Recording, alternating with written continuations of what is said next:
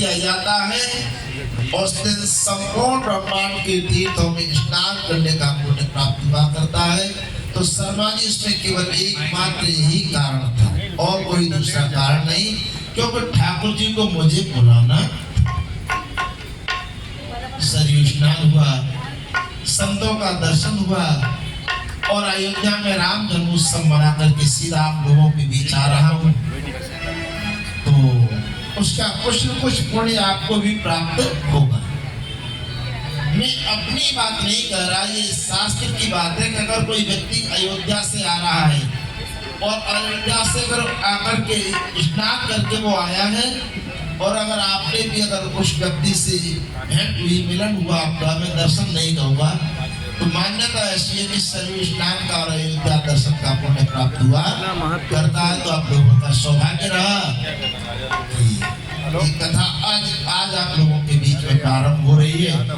अयोध्या धाम से आकर के आप लोगों के बीच में मैं कथा कह रहा हूँ, क्योंकि कथाओं की जो मूल भूमि है वो अयोध्या है। अयोध्या कथा की मूल भूमि है, मुख्य भूमि है। और इस ब्रह्मांड में सर्वप्रथम अगर किसी नगरी का निर्माण किया गया है, कोई नगर बसाया गया है, तो वो अयोध्या है। अयोध्या से पूर्व भारतवर्ष में नहीं, संपूर्ण विश्व में कहीं कोई नगर नहीं था। अयोध्या प्रथम नगर है। ब्रह्मा जी के द्वारा अयोध्या को बसाया गया। स्वयं मनु महाराज यहाँ के राजा निर्धारित किए गए।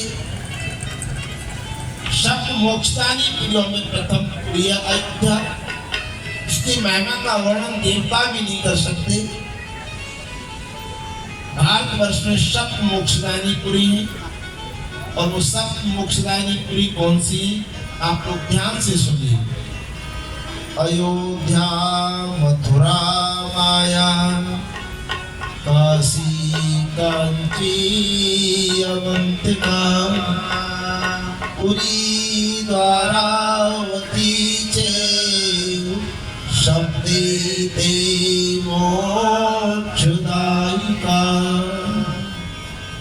ये सप्तपुरियां मोक्षदायिनी है। पापी से पापी मनुष्य भी अगर